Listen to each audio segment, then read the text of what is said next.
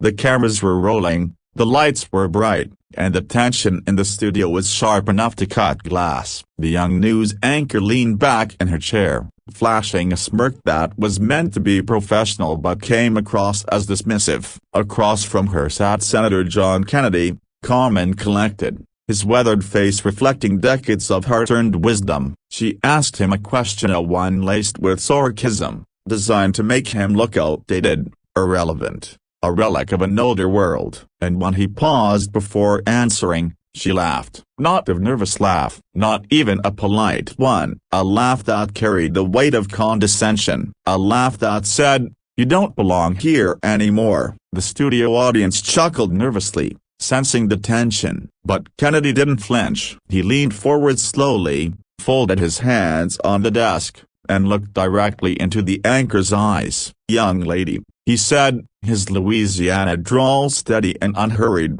"let me tell you something you might not expect." The laughter died instantly. The room shifted from smug amusement to silence. Kennedy wasn't angry, nor was he defensive. He was calm, at too calm, and that's what made everyone lean in. He began to speak, not like a politician on television, but like a grandfather at a family table, sharing something his children had to hear before they could make sense of the world. He told her about the struggles he had seen growing up in Louisiana, the poverty, the broken families, the people who felt invisible. He spoke of his own failures, the times he had been humiliated, the mistakes he had made in both law and politics. He admitted that he was not perfect, far from it, but that imperfection had given him empathy. Experience, he said softly, isn't a relic of the past. It's a road map, and every line on my face is a story of someone I've fought for, someone who didn't have the power to sit in a chair like yours or mine. The anchor blinked, her smirk fading. She hadn't expected humility. She hadn't expected him to open up in a way that disarmed her. She was prepared for a fight, for a sharp comeback, maybe even a snarky quip. But what she got instead was raw humanity. Kennedy went on, his voice growing stronger. He told her that laughing at someone's age or experience was easy. It required no wisdom, no courage, but listening to the lessons behind that experience. That took humility, and humility was something the world desperately needed more of. "You see," he said, locking eyes with her again, "the future doesn't belong to the loudest voice, or the youngest, or even the smartest. It belongs to those willing to listen and to those who carry the weight of both mistakes and triumphs, and pass those lessons on." The studio was silent. Even the producers in the control room stopped whispering into their headsets. The anchor,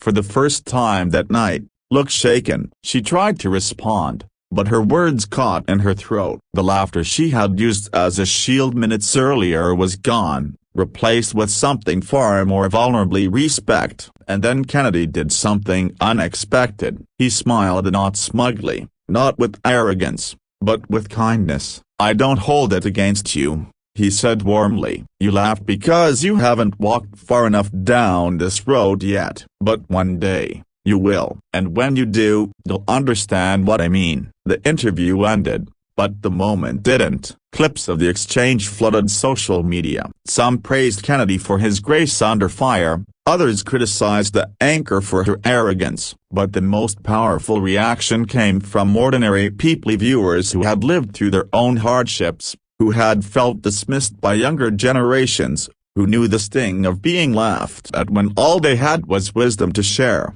Days later, the anchor released a statement. It wasn't an apology in the traditional sense, but it was something deeper. She admitted that she had been humbled, that Kennedy's words had stuck with her, that she had even called her grandmother that very night just to listen, or really listen, for the first time in years. What started as a clash in a brightly lit studio had become something much bigger, a reminder that respect is earned not through clever insults or dismissive laughter, but through patience, humility, and the courage to share your story even when someone tries to silence you.